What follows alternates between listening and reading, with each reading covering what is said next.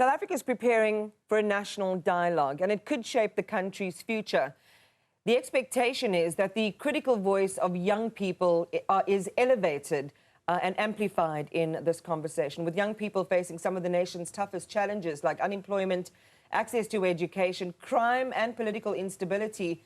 Their input isn't just valuable, it is essential. And on this Youth Day, we talked to the founder of the Participation Project, Roos, and the BMF Young Professionals Gauteng Chairperson, Comfort Matoti. Good morning to the both of you. Thank you so much and welcome to the program.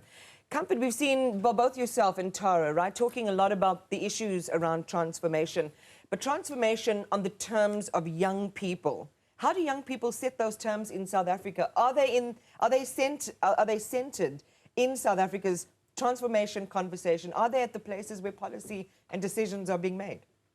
Good morning, Iman. Thank you so much. And I think it's a very important question. And the answer to that is no. And not because young people are not actively in those spaces or do not want to be in those spaces. I think the system is segregating young people to be there. When you look at this eminent group, young people are a small percentage of representation there, which then limits the voice of young people and the issues that they are facing. Iman, there are quite a number of organizations that are championing young people issues, even transformation issues, including the BMF, you've got SAYEC, you've got She Leads. My friends Tembiso Tabula and I started an organization called Aben Mogodu Monday. It's a movement of young professionals that gather every Monday, not only to diagnose the problems that we have, but to also provide solutions. Are you in the national dialogue? Not yet. And that is the point where I'm going to, that such groups, when you actually exclude them in the national dialogue, then you limit the voice that represents some fractions of the professionals and the young people who are in different spaces. All right, so then let's talk, and let's bring in Tara in now. So it's a decade after Fees Must Fall. For example, one of the key and defining youth movements in South Africa. We've seen some leaders in Parliament, Tara, but you're arguing that they seem to have lost their edge, that the system seems to be swallowing up young voices instead of being transformed by those voices. Tell us more. Absolutely. I think a lot of what we see currently is that leaders who were prominent in the Fees Must Fall movement have now made their way into politics, and like traditional politicians, have completely forgotten where they have come from. Often you will hear a lot of first-term MPs now give their speeches saying, you know, when I was leading the Fees Must Fall movement, but what they are doing to champion for young people in Parliament, in the provincial legislature, even at a local government level, those are just not materializing. I mean, it's a decade on since Fees Must Fall and Roads Must Fall, and we are nowhere near getting free tertiary education in this country than we were a decade ago. When it comes to the national dialogue, I don't even think that including young people in the national dialogue is worth the South African people's time. The national dialogue should not cost 700 million rand. I think that is an absolutely astronomical number and money that could be put elsewhere. I understand the purpose of the national dialogue, but it shouldn't be this expensive. I don't understand why they cannot just gather everyone in good old chamber at Parliament and everyone could sit down and talk. I don't understand why it needs to cost 700 million rand. I don't understand why that money couldn't be directed elsewhere. And I do think we do need to be asking more questions about this, because this idea that the national dialogue is supposed to center transformation for young South Africans, but yet young South Africans are going to benefit from it.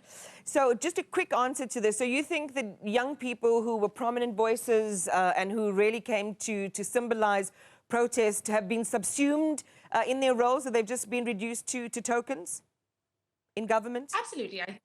Absolutely. I think that they are just there to fill a seat now and have contributed very little to the youth movement. All right. They might have contributed to their party's vision, but to champion the values and ideals of the youth, that has long been lost. All right, so given both your points of view on this, and this is an opportunity. I mean, you're on this media platform, you're sharing your voice on what you see as the folly of what is likely to be this national dialogue. What are you going to do about it, Comfort?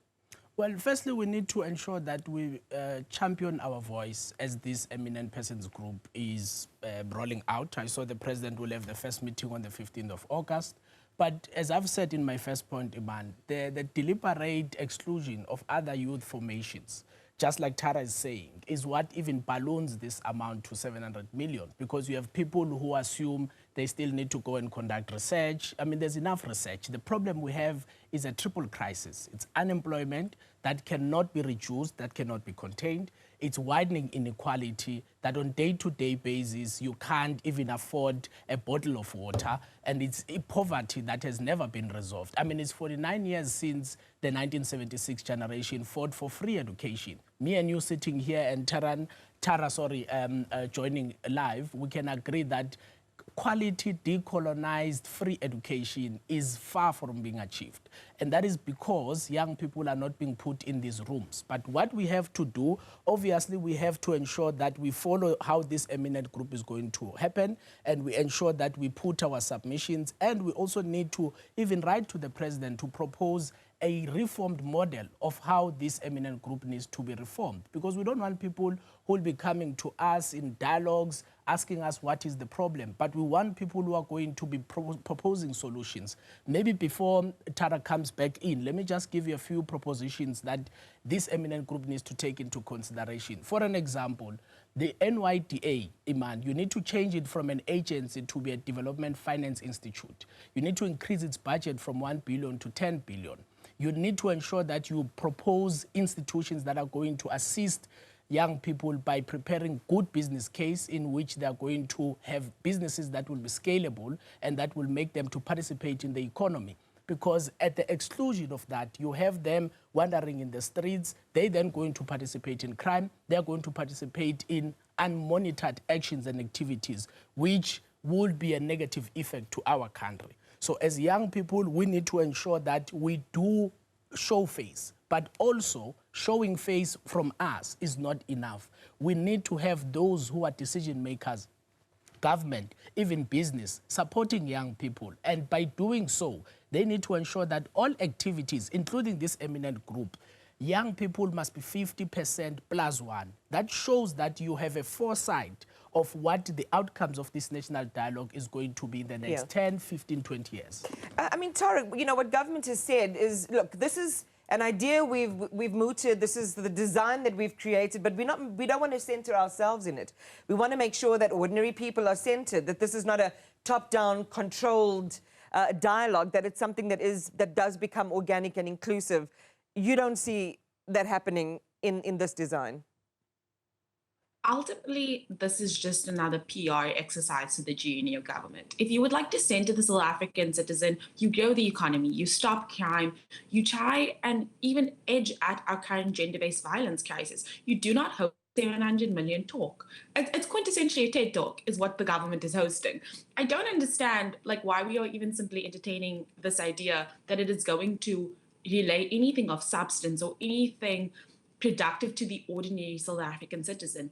South Africans are still going to have to deal with food insecurity, water insecurity, electricity insecurity, housing crises.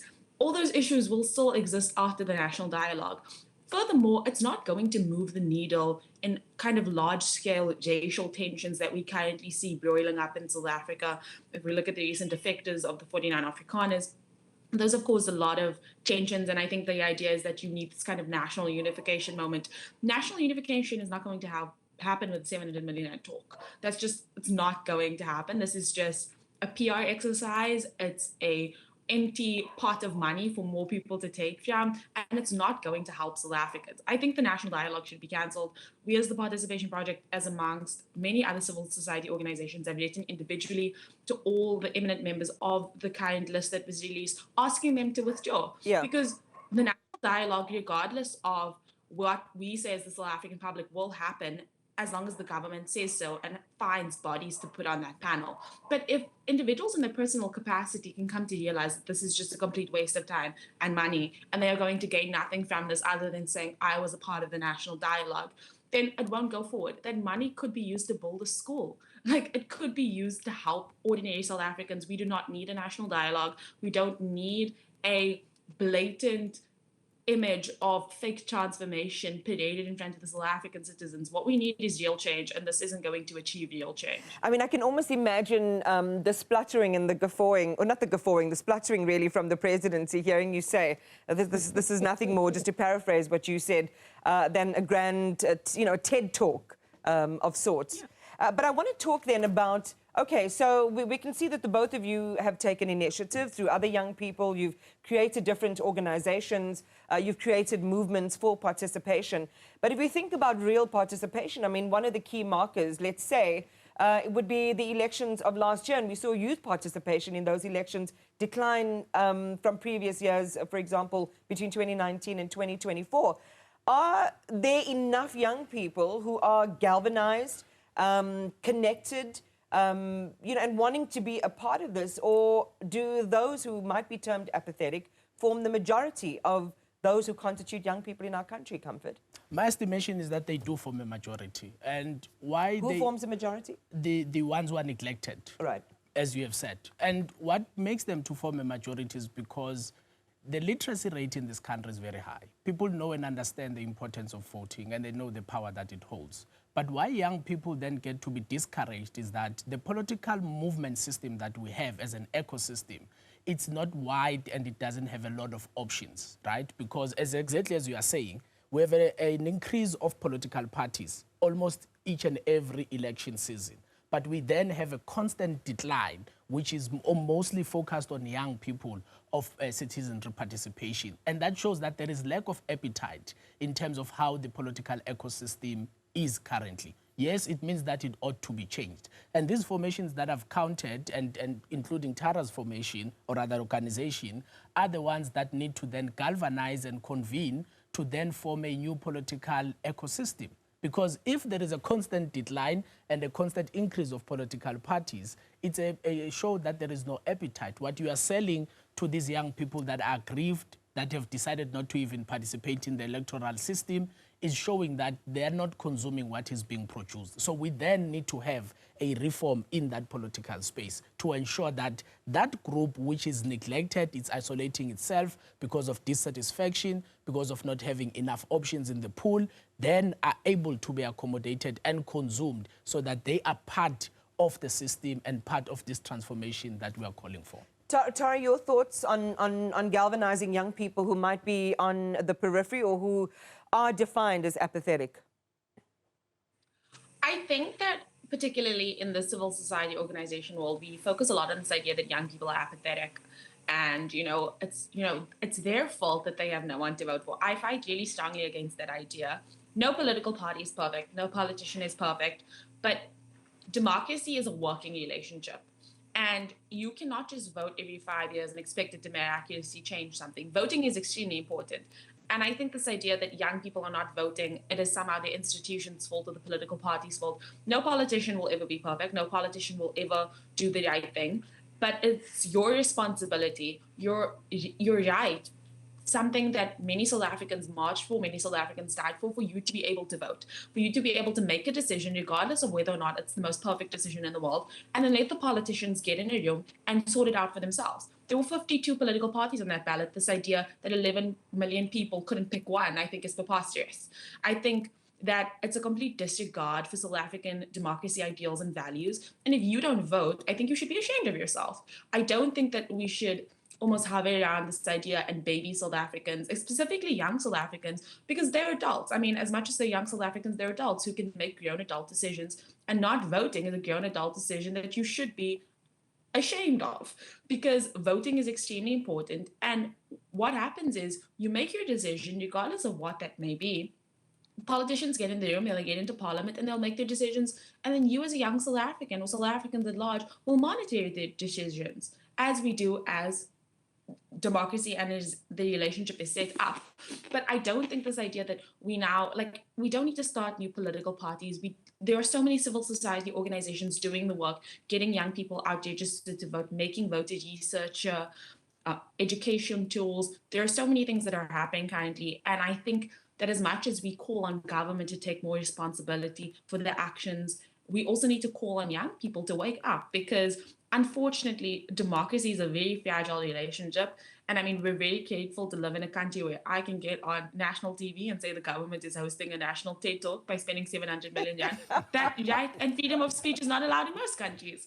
And when you look at the kind of turn to the far right in a lot of the world, I mean, specifically when it comes to women's rights, when it comes to queer rights, the rolling back and reversal of a lot of those rights, it is on individual South Africans to make sure those rights are protected. And the number one way you can do that is by voting. Yes. Well, let's talk about this, Comfort. So just on the theme of where young people are located and attitudinally, yes, what their relationship to democracy is, what do you say to those who argue that today's young people are more careerist than committed, that they want the leadership roles without the responsibility of long-haul activism? Because you can look at all of the NGOs. I mean, it takes time, you know, to build change sometimes. No, that's partially true, because you do have people who call themselves corporate baddies. They don't want to put the work. Corporate baddies. Yeah, but then they want to elevate and go all the way up. It's true. You've got to put the work. You've got to be committed. You've got to be dedicated. But I think that statement also shortfalls, Iman, because it also does not critically expose the systematic oppression that happens in the professional spaces, where you do drown yourself into work, you do drown yourself into commitment, but it will take you 15 years to go to the next level, because you've got people there, firstly, maybe who do not want to go, some do have personal issues with you, and some are just manipulating the system through corruption in nepotism to put their friends and people who do not qualify, right? But at the end of the day, we need to approach these two things simultaneously. One, how is the system structured? Let's take it corporate company by company. Let's take it department by department in the public sector. Let's take it civil organization by civil organization. Tara's telling the honest truth. There are many young people that I even know who are in the civil organization space, but in 5 years they are stagnant in one place. And that is then what makes them even seem like they are redundant and not useful. Because once you repeat one and the same thing for the next 5 years, there's no recognition, there's no promotion, there's no elevation. You also as a person get drowned, you get demotivated, and you even lose the passion and the skill. Then you have a big problem which is not being spoken about mostly in South Africa, of skill mismatch. Then you want to move from this place, which is something you love, into a job that at least pays better because you are putting the same hours, rather than sticking to what you love because it's not paying you enough, which is also another critical thing that young professionals of this time are actually experiencing, which is then, Iman, making them seem like they are not productive enough, seem like they are not dedicated enough, because me and you can agree, and I'm glad that you are much older than me. That what do you mean much older?